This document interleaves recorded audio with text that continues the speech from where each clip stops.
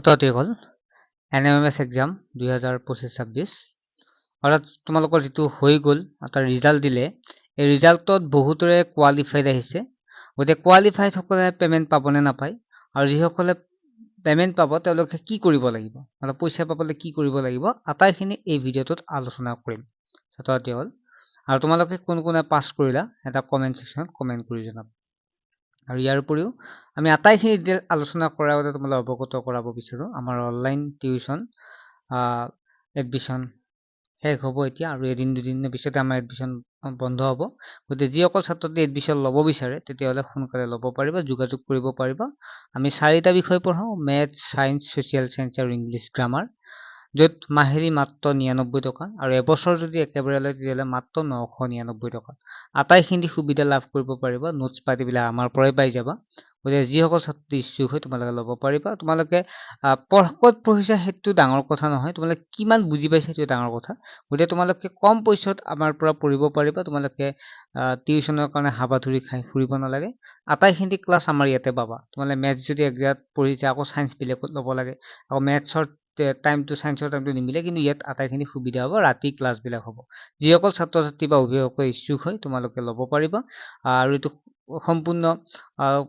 সত্য ক্লাছ কাৰণ বহুতে ভাবে যে পেমেন্টটো কৰাৰ পিছত বন্ধ হৈ যাব নে তেনেকুৱা নহয় আমি তোমালোকে যিটো চেনেলটো এবাৰ চেক কৰি চাবা যে আমি বিভিন্ন অনুষ্ঠানবিলাকো আমি আয়োজন কৰোঁ আমাৰ চেনেলটো গ্ৰোথ কৰি আছো আমাৰ ক্লাছবিলাক গ্ৰোথ কৰি আছো গতিকে তোমালোকে যদি ক্লাছ ল'ব বিচাৰে তোমালোকে হোৱাটছএপত SMS কৰি জইন হ'ব পাৰিবা তোমাৰ নাম ক্লাছ আৰু ডিষ্ট্ৰিক্টখনৰ নাম এতিয়া আমি মেইন টপিকটো লৈ আহিছোঁ ছাত্ৰ-ছাত্ৰীসকল তোমালোকে যেতিয়া ডাউনলোড কৰিছিলা বহুতৰে কোৱালিফাই বুলি আহিছে ঠিক আছে তোমালোকে দেখা পাইছে ইয়াত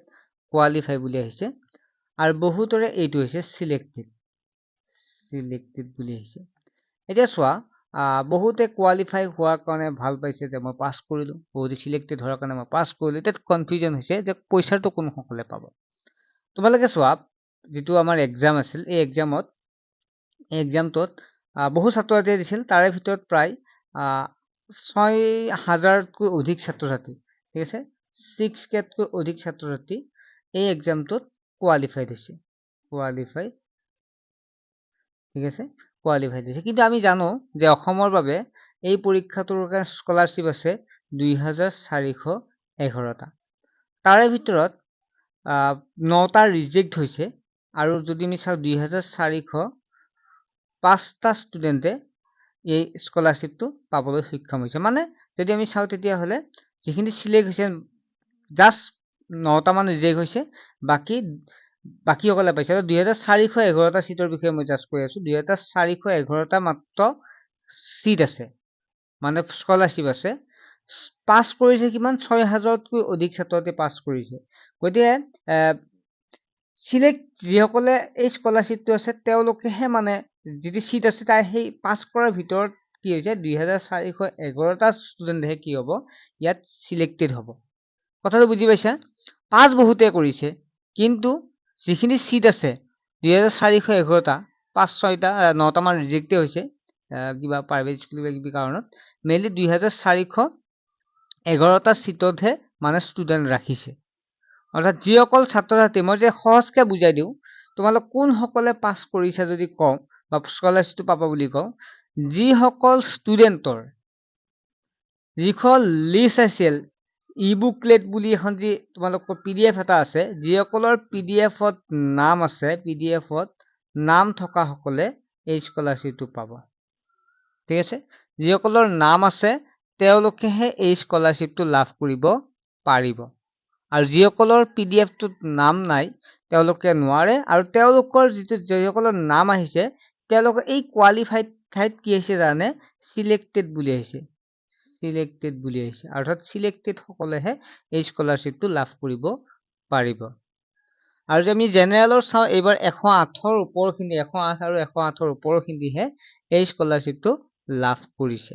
গতিকে ছাত্ৰ-ছাত্ৰীসকল নিশ্চয় তোমালোকে বুজি পালা যে যিসকলৰ মানে কোৱালিফাই হৈছে তোমালোকে চিন্তা কৰিব নালাগে তোমালোকে পাছ কৰিছা কিন্তু তোমালোকে সিলেক্টেড হোৱা নাই অৰ্থাৎ স্কলাৰশ্বিপটো নোপোৱা তোমালোকে চাৰ্টিফিকেটখন ডাউনলোড কৰি থবা আৰু যিসকলৰ সিলেক্টেড আহিছে তেওঁলোকে এই স্কলাৰশ্বিপ মানে পইচাৰ পাব সক্ষম হৈছে আৰু কেনেকৈ পইচাৰ পাবা, যিটো বহুতে যোৱা বছৰ সোমাইছে পইচাৰ, আৰু এতিয়া কেতিয়া সোমাব আটাইখিনি মই ডিটেইলছ তোমালোকক জনাই দিম। ছাত্ৰ ছাত্ৰীসকল, তোমালোকৰ বিদ্যাৰ্থী এপতে বা বিদ্যাৰ্থী তোমালোকৰ পৰ্টেলত নটিফিকেশ্যন আহিব যেতিয়া তোমালোকৰ স্কলাৰশ্বিপটোৰ কাৰণে আবেদন কৰাৰ সময় হ'ব। ঠিক আছে, তোমালোকৰ নটিফিকেশ্যন এটা আহিব। ঠিক আছে, নটিফিকেশ্যন আহিব, তোমালোকে সেই নটিফিকেশ্যন মতে তোমালোকে কি কৰিব লাগিব, এপ্লাই কৰিব লাগিব। আৰু তোমালোকে বিদ্যালয়তো কৈ দিব, তোমালোকে চিন্তা কৰিব নালাগে। আৰু নটিফিকেশ্যন অহাৰ পিছত তোমালোকে কম্পিউটাৰৰ দোকানত গৈ বা CSP চেণ্টাৰত গৈ বা বহুতো স্কুলতো যদি কৰে তেনেকুৱাকে তোমালোকে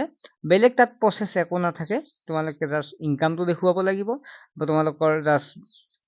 আধাৰ কাৰ্ড বা তোমালোকৰ বেংক পাছবুক সেইবিলাক তোমালোকে আপলোড কৰাৰ লগে লগে একেবাৰে সহজ প্ৰচেছ তোমালোকে হৈ যাব। আৰু তোমালোকৰ গোটেইখিনি ভেৰিফিকেশ্যন হোৱাৰ লগে লগে পে'মেণ্টটো সোমাই যাব। পে'মেণ্টটো সোমোৱা তোমালোকে যেতিয়া ক্লাছ 9 পাবা তেতিয়া তোমালোকে পে'মেণ্টটো সোমাব। 9 মানে চৰি, যেতিয়া তোমালোকে ক্লাছ 10 পাবা তেতিয়া তোমালোকে পে'মেণ্টটো, এতিয়া 9 পালে তোমালোকে 4 বছৰ যিটো লাভ কৰিব একেবাৰে পইচাটো সোমাই 12,000 টকাকে প্ৰতি বছৰে পাবা। গতিকে ছাত্ৰ ছাত্ৰীসকল, আশা কৰোঁ তোমালোকে বুজি পালা। আৰু যিসকল ছাত্ৰ ছাত্ৰীয়ে চিলেক্টেড নহলা, চিন্তা কৰিব নালাগে, এনেকুৱা বহু এক্সাম আহে আৰু সেই এক্সামবিলাকত ট্ৰাই কৰি থাকা, নিশ্চয় তোমালোকৰো ভাল হ'ব। ঠিক আছে, আৰু অনলাইন ক্লাছত সোনকালে জইন হৈ ল'বা। আমি যিমান পাৰোঁ আমি চেষ্টা কৰিম তোমালোকে এটা ভাল ৰিজাল্ট কৰিবৰ কাৰণে। গতিকে সোনকালে জইন হৈ ল'বা। মাহিলী মাত্ৰ 99 টকা আৰু তোমালোকে বছৰত মাত্ৰ 999 টকা। ঠিক আছে, বাই।